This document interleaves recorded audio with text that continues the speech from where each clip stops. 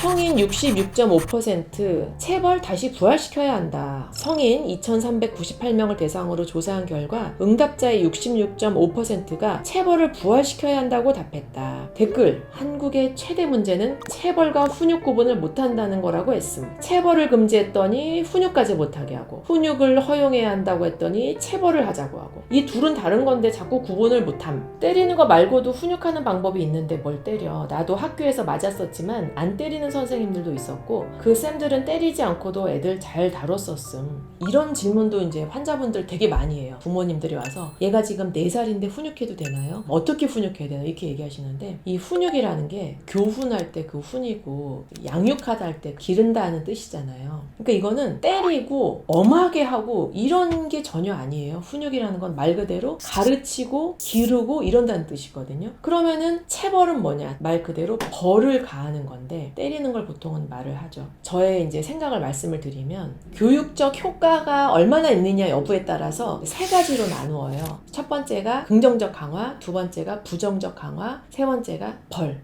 이렇게 나누거든요. 이 3가지 중에 가장 교육적으로 효과가 좋은 거는 긍정적 강화예요. 좋은 일, 착한 일, 바람직한 일을 했을 때 이득을 보는 거. 이게 제일 좋은 교육적 효과가 있다고 알려져 있어요. 예를 들어서 동생을 도와줬더니 엄마 아빠가 너무너무 사랑해주고 뽀뽀해주고 너무 잘했다고 칭찬하고, 이게 이제 긍정적 강화거든요. 그러면 이제 나중에 이 아이는 어떻게 되느냐? 계속 동생을 도와주는 행동이 강화되는 거예요.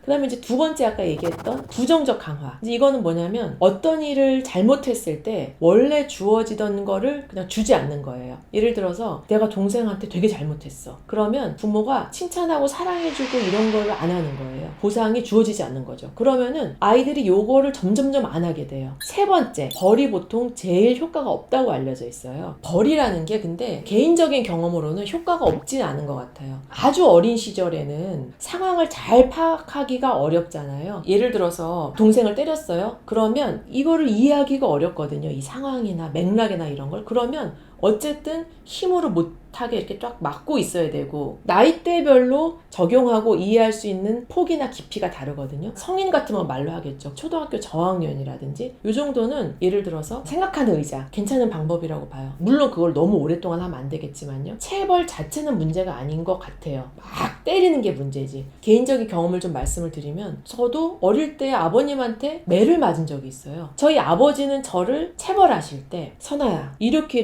하는 거 너 잘못했지. 어떻게 생각해? 맞다. 또는 아니다. 제가 얘기를 해요. 그러면 그래, 너 이렇게 하기로 했는데 약속한 것과 다르지. 자, 그럼 너가 잘못했지. 그러면 너 몇 대 맞을래? 제가 이제 속으로 계산하죠. 그래, 이번에는 뭐 그렇게 큰 잘못은 아니니까 3대요. 가서 그러면 회초리 가져와. 딱 정식으로 해서 딱 3대를 맞아요. 그러면 제가 방에 들어가서 막 울어요. 아프고 뭐 아빠 싫고 밉고 막. 그럼 이제 조금 있다 이제 제가 울음이 잦아들면 아버지가 방에 들어와서 이제 달래주죠. 그러면서 많이 아팠지. 너 때린 아빠 마음도 아팠어. 그러면 이제 제가 더 크게 울죠. 왜? 아유, 내가 아빠를 슬프게 했구나. 내가 앞으로는 잘못하지 말아야지. 뭐 이런 생각도 들고. 여기는 이제 핵심 포인트가 2가지가 있는데, 첫 번째는 감정이 전혀 실리지 않았다는 거예요. 화난 감정. 너 어떻게 이럴 수가 있어? 이렇게 하면 안 돼! 이런 게 아니라는 거예요. 굉장히 절제돼 있죠. 그리고 사실 가지고 이런 걸 잘못했다라고 정확하게 알려주고요. 그 다음에 그거에 대해서 일방적으로 하질 않는 거예요. 10대 맞자 오늘. 너 안 되겠어. 뭐 이게 아니라 너 몇 대 맞아야 된다고 생각해. 저한테 선택권을 줘요. 제가 이제 생각하게 하고 제가 말한 대로 때리고. 두 번째 포인트가 뭐냐면 나중에 이걸 달래준단 말이에요. 아유, 너 너무 많이 아팠지. 감정 공감하고 아버지가 나 때문에 슬퍼하는 게 느껴지고 하니까 이게 완전히 회복이 돼요. 둘의 관계가. 이게 이제 2가지 포인트거든요. 그런데 과연 학교에서 이럴 수가 있느냐라는 부분이에요. 보통은 어떻게 때리냐? 막 분노에 차서 때리잖아요, 선생님들이. 저희 아버지가 저한테 그랬던 것처럼 아주 감정이 절제돼서 교육적인 의미로만 딱